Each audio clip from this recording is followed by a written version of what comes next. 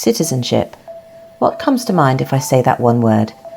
Does it evoke a cultural identity, speaking to who you are as a person?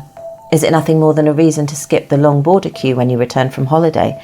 Or perhaps its potential to both improve or impair our lives only came into focus when Brexit created new barriers for both Britons and Europeans. Whether you hold multiple citizenships or just the one, care or don't really have an opinion, chances are your life has been shaped in all sorts of ways by the passport you hold. Welcome to LSE IQ. I'm Jess Winterstein, and this is the podcast where we ask social scientists and other experts to answer one intelligent question. In this episode, I ask, what does it really mean to be a citizen?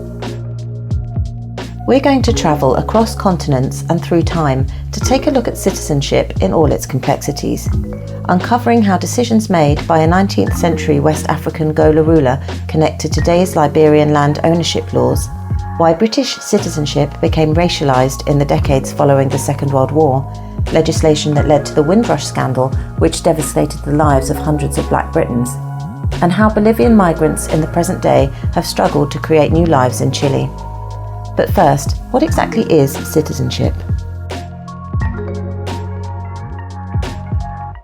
So there's a contentious debate in both the scholarly as well as the policy literature about citizenship. Legal scholars say citizenship is legal status, as you've mentioned. Sociologists argue that it's norms, its practices, its meanings, its identities. Political scientists say that it's primarily political activity. And then policymakers across the board often call it a bundle of rights and responsibilities.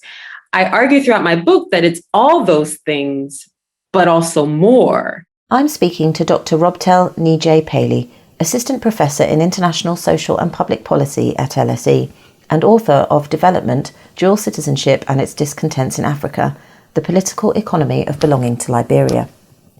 Citizenship might warrant a one-line dictionary definition, the legal right to belong to a country, to steal from one. But as activist and scholar Robtel explains, it is anything but that simple, encompassing issues of law, economics, politics, and identity. For me, citizenship is about being, it's about doing, it's about relating, it's about identities, practices, and sets of relationships. And I conceptualize this in the book in what I call the Liberian citizenship triad. And this triad has three nodes. On one node is citizenship as identity, and this is largely passive. So it's effectively being born in a particular geographic territory or having ancestry from that particular geographic territory. This is largely a passive form of citizenship. It doesn't require you to actually do anything. Another node of citizenship is practice, and this is largely active. So this is effectively what you do with that identity that makes you a citizen. For instance, how do you contribute your time, your talent, your treasure to the nation state or to other citizens within that particular nation state is what makes you a citizen. Then the third node of this Liberian citizenship triad is what I call a set of relations. So this is an interactive form of citizenship in which citizens interact with citizens, but citizens also interact with the state or the government. So that's how I conceptualize citizenship, as identities, practices, and sets of relationships that are passive, active, and interactive, respectively. So citizenship can be viewed as a matter of one, identity, but also two, through the prism of what we choose to do as a result of who we are, and three, the relationships we have as a result, both with other citizens and the state. The majority of us will have birthright citizenship, affording us rights according to that country, and then there are those with ties to more than one nation, adding an extra dimension of complexity to the subject. It is this issue of dual citizenship that Robtel Neajai Pailey is focused on. Liberia is just one of 7 countries in Africa that currently does not allow citizens to hold dual nationality. Given the widespread acceptance of dual citizenship elsewhere in the continent, I asked Robtel why it was such a contentious issue for Liberians. So the contestations around dual citizenship in Liberia are deeply socioeconomic in nature. So for instance, domestic and diasporic Liberian actors interpret citizenship as well as dual citizenship differently based on lived experiences, as well as their social locations, which is their socioeconomic background. Now, some domestic Liberians have argued that dual citizenship is a zero-sum game, that it will effectively infringe upon their already very limited access to political, economic, social rights, and that it will reproduce already very entrenched inequalities in the country. Diasporic Liberians, on the other hand, view dual citizenship as a form of strengthening their ties with the country and then also enabling development. So being a facilitator or a conduit of political, economic, social transformation in the country, such that they become political, economic, as well as social actors. So there is a tension between those who fear they have something to lose and those who would only seem to benefit from the ability to hold dual citizenship. To understand more, Robtel interviewed Liberians living in the capital cities of Liberia, Sierra Leone, Ghana, the United States, and United Kingdom. What did they tell her about how Liberians at home and abroad view dual citizenship? Now, some Liberians living abroad have expressed a desire for their children born abroad to have the connection to Liberia, and they view dual citizenship or the enactment of dual citizenship as a conduit for that. They've also expressed the desire to own land. Owning land is an entitlement of citizenship in Liberia. And if you're not a citizen, you cannot own land. They've expressed a desire to participate in the political process, to be able to vote for elected officials, as well as being able to hold elected official. But on the other hand, what's interesting is that other Liberians living abroad have also said that their children born abroad should not be automatically entitled to citizenship just by virtue of that ancestry. They've also argued that participating in the political process of a country requires that you actually live there, that you have residence there. So you can see this sort of contention amongst even Liberians abroad, that they have very heterogeneous perspectives about what the entitlements, what the rights, what the obligations, what the privileges and protections should be for those who live abroad. You interviewed over 200 Liberians in 5 cities across the world. And I just wanted to ask about those, what those kind of conversations with individuals revealed about how they approached the issue. My findings based on these life histories of these over 200 Liberians, what I discovered is that the vast majority of the respondents, about 61%, actually endorsed dual citizenship in principle. They view dual citizenship as a potential development enabler.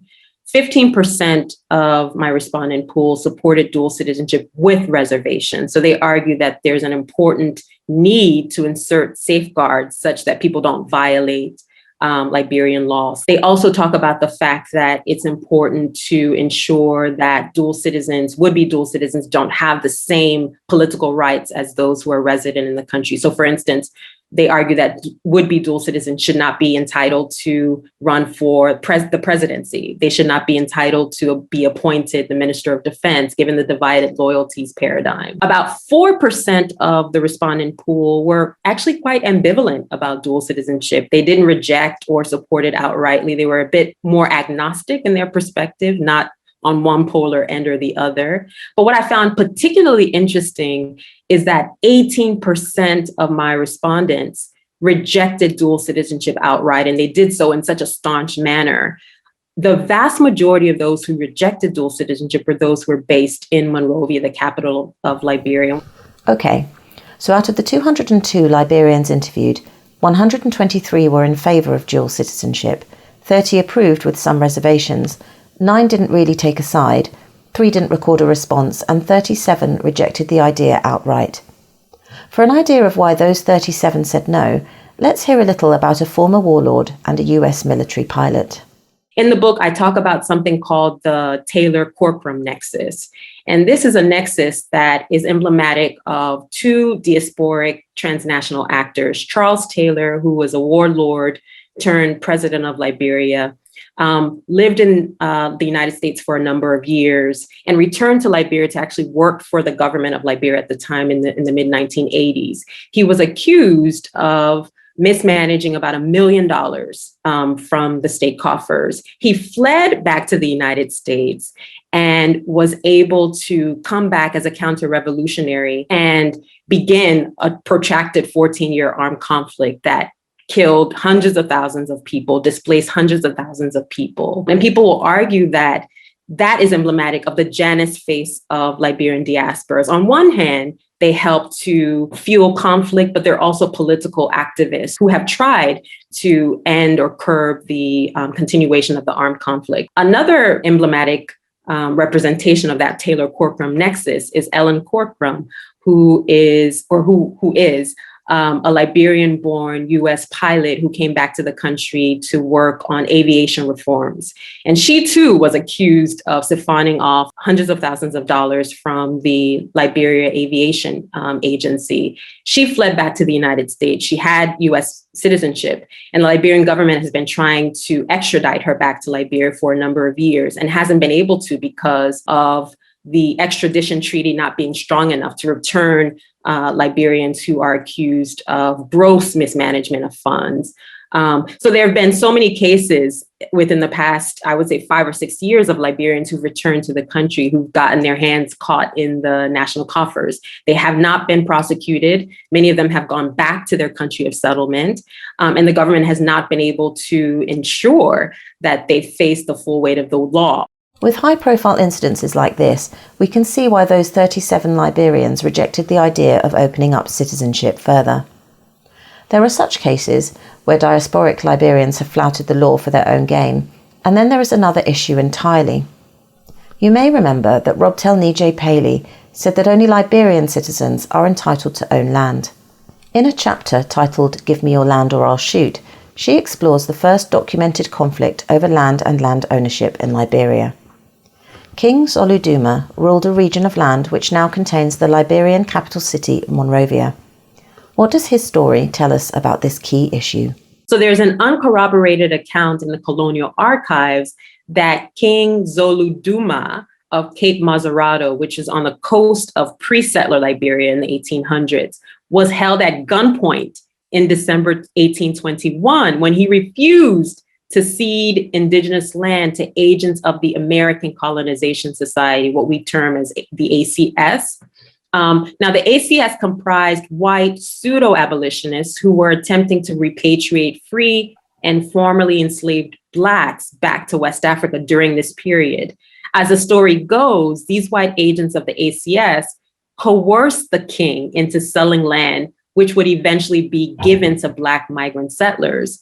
Now, some scholars, Liberian scholars particularly, have challenged whether the story is true. So what I do in the book is I qualify the retelling of this story by saying that this was an alleged account between King Zoluduma and the ACS agents. What this alleged encounter reveals is that while Black settlers adopted a free market, almost individualistic approach to land, the indigenous populations that they encountered believed that they were actually the communal custodians of land.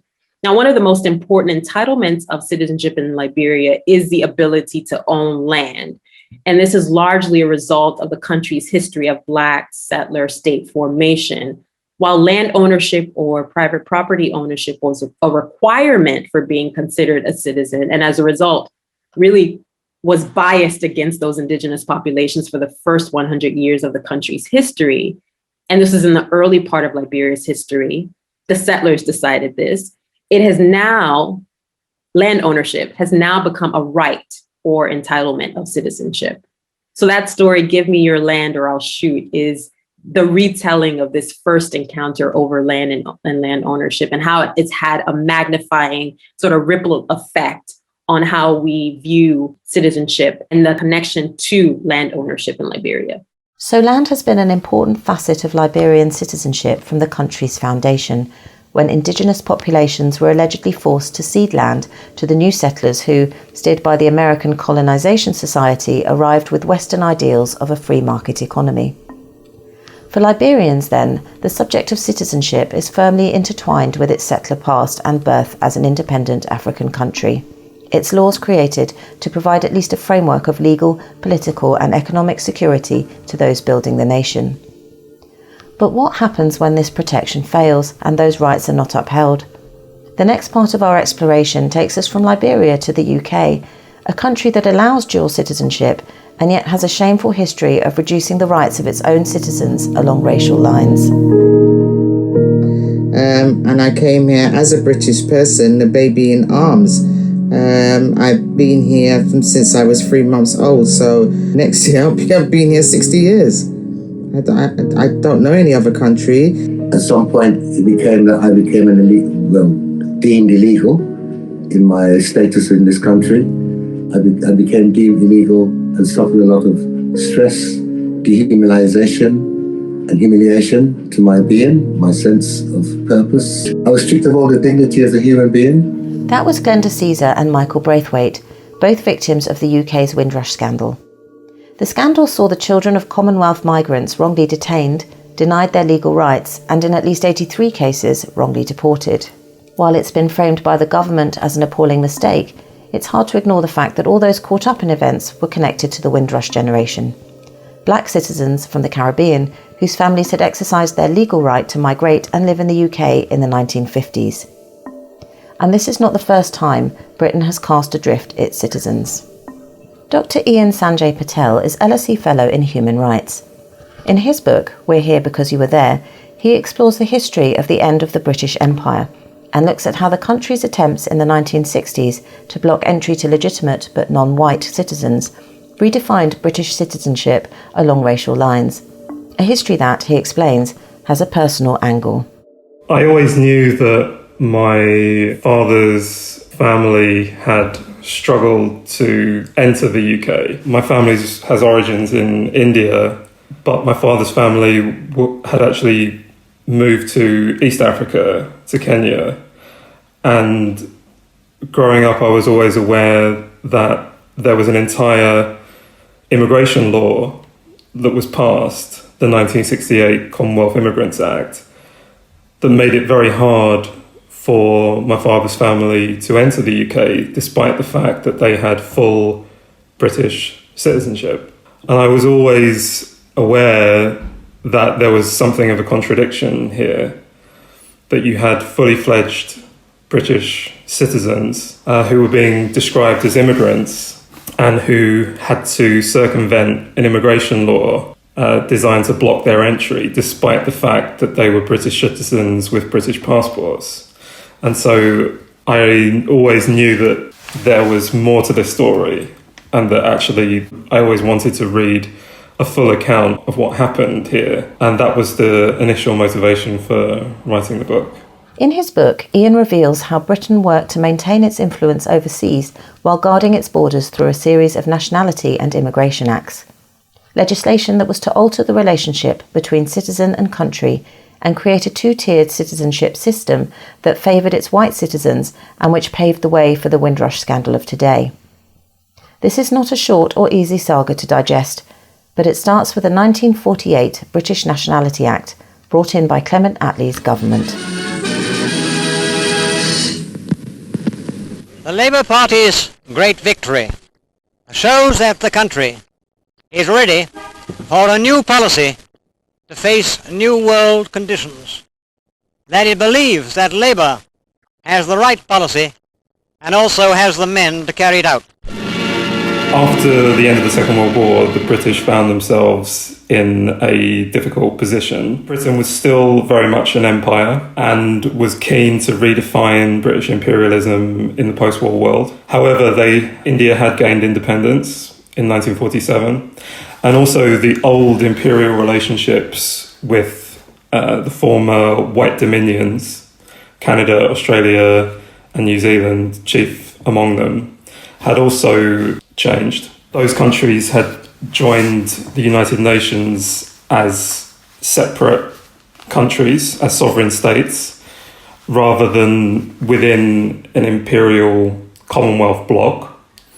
And Britain was desperate to consolidate imperial unity in the post-war world and retain a sense that Britain had other Englands overseas in the form of Canada, Australia, New Zealand. And it was also preoccupied with making a transition from empire to Commonwealth. The idea of the Commonwealth was still an imperial idea. It was just the latest stage of the British Empire, which allowed for various territories to be self-governing, but still connected at various levels to the imperial heartland.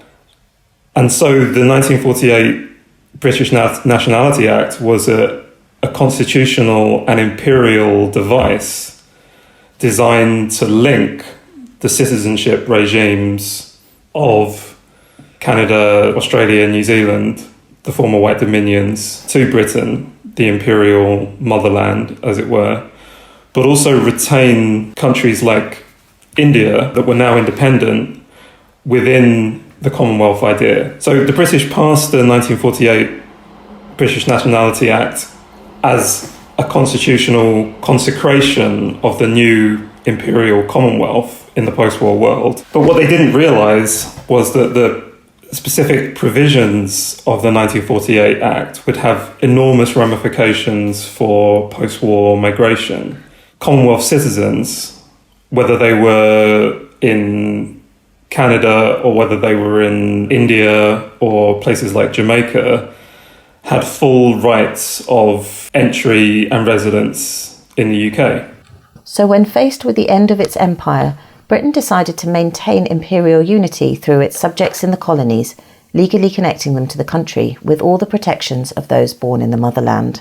What's so crucial and interesting about the idea of a citizenship of the UK and colonies is that it means that if you're born in a colony, you have an absolutely identical citizenship to somebody born in, say, London or Leeds. And this is very important to realise. And this idea of citizenship of the UK and colonies persisted throughout the initial post-war decades and was only dismantled under the provisions of the 1981 British Nationality Act. Only then was British citizenship, as we know it today, legally defined. What you have here is a paradox. You have a Britain that was ostensibly ending empire and conceding to anti-colonialism in Africa, and African colonies were gaining independence rapidly at the beginning of the 1960s. But at the level of citizenship, British nationality was remaining imperial, and Britain refused to dismantle the imperial structures of the 1948 British Nationality Act throughout the 1960s and throughout the 1970s. So it's still all about power abroad and trying to keep those connections.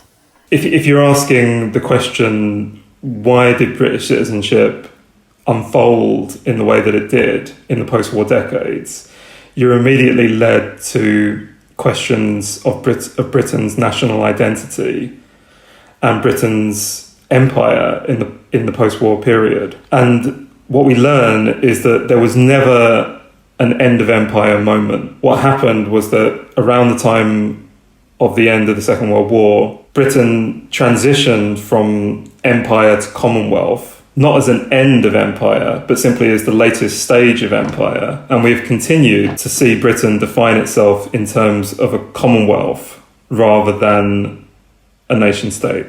It was increasingly less about retaining formal empire in the form of crown colonies and protectorates, and increasingly more about cultivating the idea of an imperial Commonwealth, where many parts of the world would still revolve around British institutions and common law, and Britain would steward the values of the post-war world. Those post-war values, however, did not extend to sustaining the legal right of Commonwealth and colonial British citizens a place in Britain. Unhappy with the number of people migrating to its shores, but determined not to relinquish its overseas influence, Britain enacted more legislation, starting with the 1962 Commonwealth Immigrants Act, which for the first time restricted free movement of Commonwealth citizens to enter the UK. London Airport, the 1st of July 1962, an historic day for the Commonwealth as the first of its citizens arrive who do not automatically have free entry into the United Kingdom. An act variously described as shabby, tragic or distasteful but necessary comes into force and Commonwealth citizens queue with aliens. When Clement Attlee's government passed the 1948 Act, they had no idea of the waves of post-war migration from the colonies and from the Commonwealth that this would lead to. And as the 1950s wore on, more and more migrants from the Caribbean entered Britain, particularly from Jamaica. And these were citizens of the UK and colonies under the 1948 Act, and so therefore were British citizens moving from one area of the Commonwealth to another. And towards the end of the 1950s, you also had South Asians coming from the Commonwealth states of India and Pakistan, who were also exercising their legal right to migrate and were Commonwealth citizens with full rights of entry and residence in the UK. What Britain decides to do, instead of dismantling imperial citizenship in the 1960s, instead it decides to pass key pieces of immigration policy. And what these ostensibly immigration acts do is that they actually affect the rights of Commonwealth citizens and British citizens. In other words, people who are not outsiders necessarily, who are not immigrants per se, but are actually within British nationality. And these immigration policies prevented their rights of entry and residence to the UK. So the automatic right of Commonwealth citizens to enter the UK ends in 1962. And then in 1968, the British go one step further and pass an act that blocks full British citizens from entering the UK from East Africa. Although the 1962 Act already placed stringent restrictions on Commonwealth citizens from entering Britain, with its 1968 Commonwealth Immigrants Act, the country barred the future right of entry aside from anyone not born there or with at least one parent or grandparent who had been born there. Why did the government feel its earlier restrictions weren't enough? Well, the 1962 Act was directly aimed at African Caribbean people migrating from the Caribbean, from places like Jamaica, Trinidad and Barbados. The reason that Britain felt that it needed to pass a new Commonwealth Immigrants Act in 1968 was the prospect of thousands of South Asians in East Africa who were living in the post-colonial states of Kenya and Uganda, but who didn't carry the citizenship of those countries for a number of complex reasons. So rather than allowing these people their legal right to exercise their British citizenship, the UK decided to pass a new immigration law blocking their entry. And what they did in that act is essentially racialize British citizenship in quite a stark way and created two tiers of British citizenship, depending on ancestral connection to the territories of the British Isles. So if you had an immediate ancestor who was born in the British Isles, then you would be allowed to enter the UK if you were a British citizen resident abroad. But if you didn't have such an ancestral connection to the territories of the British Isles, if your ancestral connection was to India, for example, then you wouldn't be able to exercise the fundamental rights of your British citizenship, and you were made stateless, in fact, if not in law. What happened to all these stateless people? Did they just have to stay where they were? The effect of the 1968 Commonwealth Immigrants Act was to make the South Asians resident in East Africa with British citizenship stateless.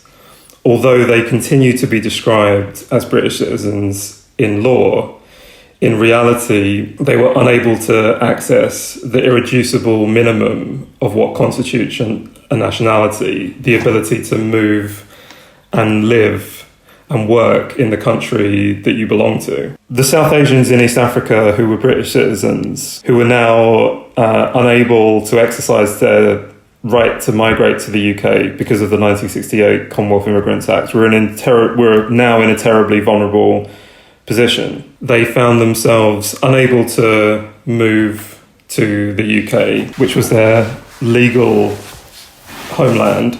They were facing majoritarian policies in East Africa, which meant that it was incredibly hard for various legal and political reasons to gain citizenship of Kenya or Uganda. They had an ancestral connection to India, but didn't have Indian citizenship. because dual citizenship was not allowed. And they were also unable to access their legal homeland of Britain. And they were also being accused of various degrees of betrayal on all sides, from East African governments, from India, and from Britain.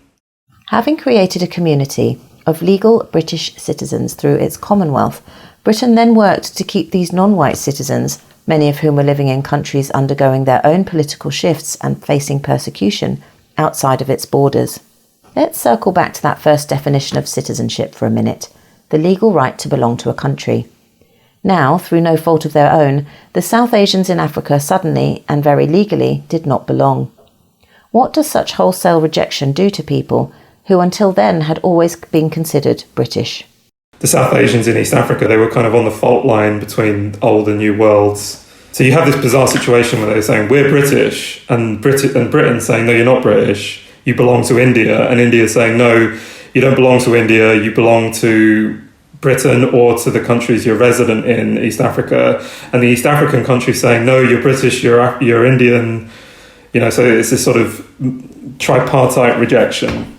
In researching his book, Sanjay Patel drew heavily on archival material declassified around the year 2000. I asked him what citizenship meant to him and if his view had changed as a result of his findings.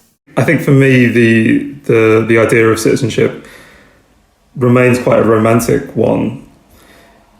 I can't help thinking that it's associated with the political theories of antiquity, even an Aristotelian idea of the relationship between a person and the polis.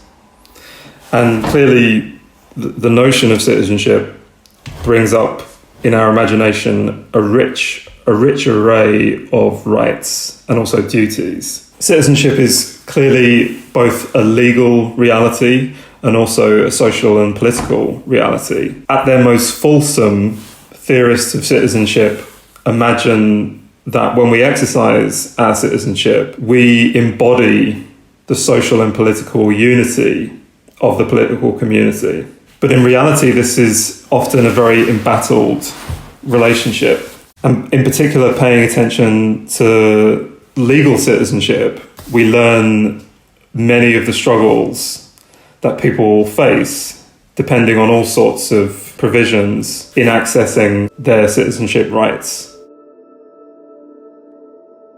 Citizenship is a relationship between two parties, but as Ian's research has shown, it's one with a huge power imbalance. The issue of power and the way citizenship can impact on those who hold none is also explored by Dr. Megan Ryburn, a British Academy postdoctoral fellow in the LSE Latin American and Caribbean Centre. Her book, Uncertain Citizenship, explores the experiences of Bolivian migrants in Chile, many of whom have moved for a better life, only to find themselves living again on the edges of society. Where does citizenship fit with their lives? I think that citizenship is one of the most important mechanisms for indicating our belonging in a society at its sort of most basic level. But migration and citizenship together is also something very contradictory, right? It tells us a lot about the exclusions and inclusions, who we consider to be a part of our society, who we consider to be outside of our society. So I suppose that I find it a very revealing concept, and I'm particularly interested in thinking about what citizenship means for people in the everyday.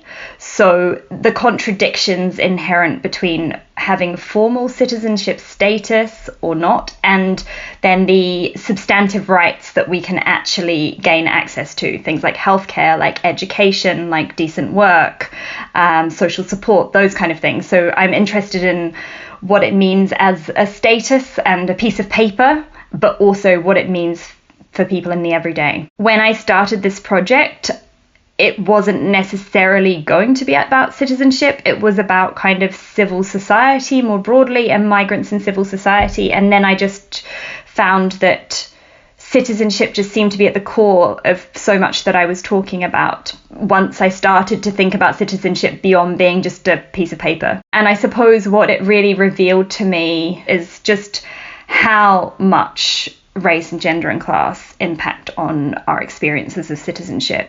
Since the early 1990s, Chile has seen a huge boom in migration. from around 115,000 to over 1.25 million today. For a country with a population of a little under 20 million, that's a massive increase of nearly 1,000%, making the issue of migration a hot topic and adding to the pressures faced by those trying to find their footing in a new land. What issues are migrants over there experiencing? If I think about the people who I have worked with in the course of my research, they face multiple exclusions from health services, from education, from all of these kind of things. They might be working under very exploitative labour conditions, not have access to some of what we might consider as kind of the most basic conditions for inclusion in a society, say living in very poor conditions, and this is caused by and exacerbated by racism, xenophobia, which also intersects with gender and class very strongly. In her book, Megan writes of a Bolivian couple who migrate to Chile, having been unable to afford to make a life for themselves and their child in Bolivia. Their story is a stark illustration of the fact that for many, citizenship is a set of rights that sound good on paper but mean little in reality. What can we make of the fact that for so many, citizenship doesn't appear to bring with it much benefit? That's kind of at the heart of the issues I think about. And I think about it in terms of migration and citizenship, but it's not just limited to migration. We can think of people, people's experiences as citizens of the country. On paper, they're born as such, but yet they have very restricted access to the rights that we would expect to go with citizenship.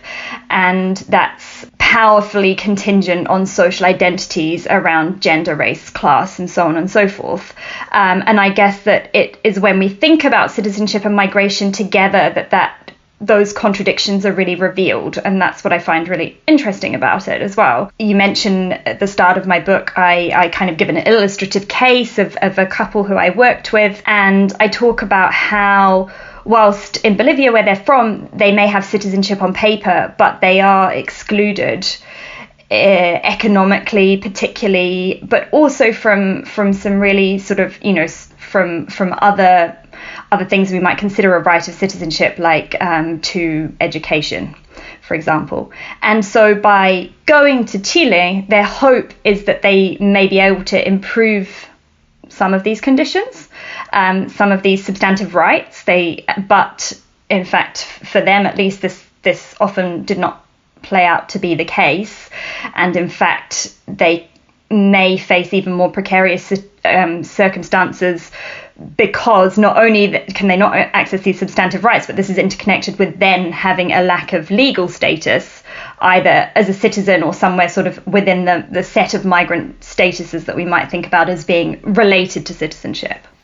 As with the Commonwealth-born British citizens that Sanjay Patel has spoken of, who found themselves discriminated against on account of their race, the migrants Megan Ryburn has studied have also experienced hardship as a result of their origins. We may all be equal in the eyes of the law, but it's clear that our experiences as citizens of a country are shaped by who we are as individuals.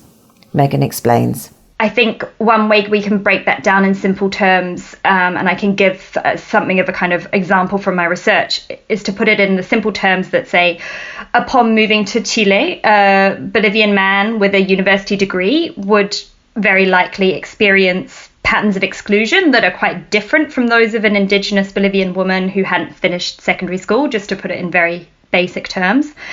So, for example, she might be on the very periphery of legal citizenship in Chile. So she might have a tourist visa, but she's working unauthorized, whilst, of course, she has full legal citizenship in Bolivia, where she doesn't reside. And then in terms of, say, the political, she might exercise her right to extraterritorial voting in Bolivia and be part of a collective in Chile that might be involved in some social movement or dance, but she can't vote in Chile.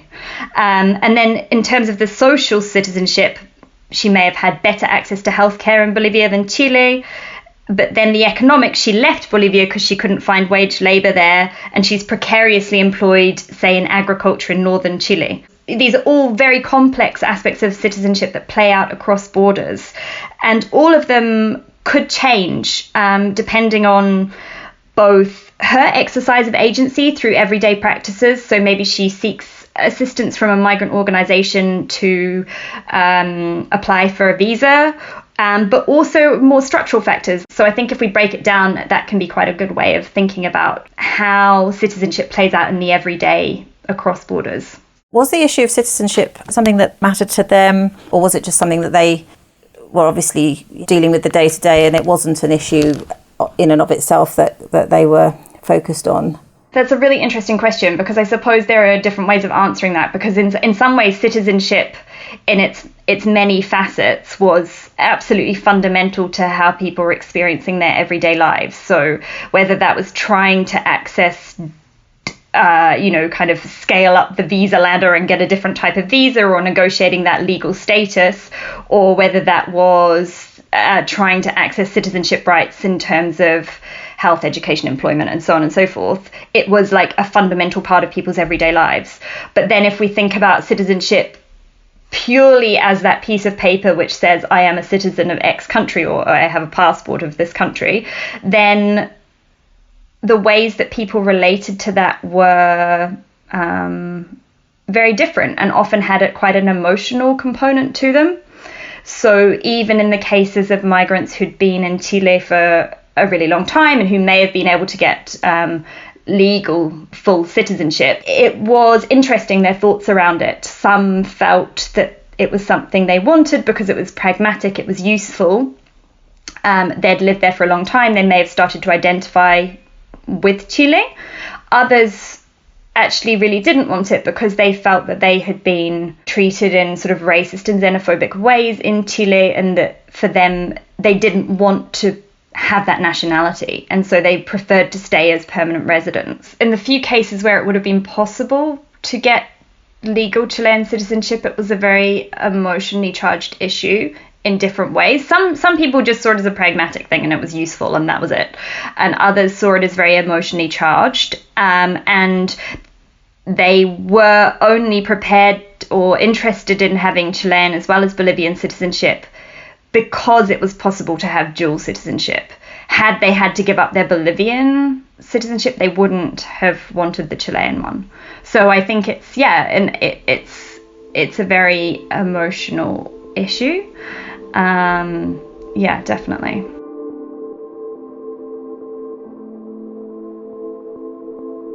So citizenship is very much a personal as well as a pragmatic issue. A right, a privilege, a question of identity, a calculated transaction. As we've heard, it can be all of these things. For the Liberians interviewed by Robtel Neajai Pailey, it meant either the opening up of opportunities or the potential to lose out. For the Commonwealth and colonial British citizens whose stories have been uncovered by Sanjay Patel, it should have brought security, but ultimately led to exclusion. And for the Bolivian migrants of Megan Ryburn's research, it's revealed as something insecure, not providing enough for them to make a life at home, yet casting them as outsiders as they try to build new lives. So what does it really mean to be a citizen? Tell us what you think using the hashtag LSE IQ. This episode of LSE IQ was produced by Sophie Mallet, Ollie Johnson, James Ratty and me, Jess Winterstein. It was based in part on the following research: Development, Dual Citizenship and its Discontents in Africa, The Political Economy of Belonging to Liberia by Robtel Neajai Pailey. We're Here Because You Were There, Immigration and the End of Empire by Sanjay Patel, and Uncertain Citizenship, Everyday Practices of Bolivian Migrants in Chile by Megan Ryburn. For more episodes of this podcast and to subscribe, please visit lse.ac.uk/IQ or search for LSE IQ in your favourite podcast app. And please consider leaving us a review, as this makes the podcast easier for new listeners to discover. Join us next time when we ask, why do people believe in conspiracy theories?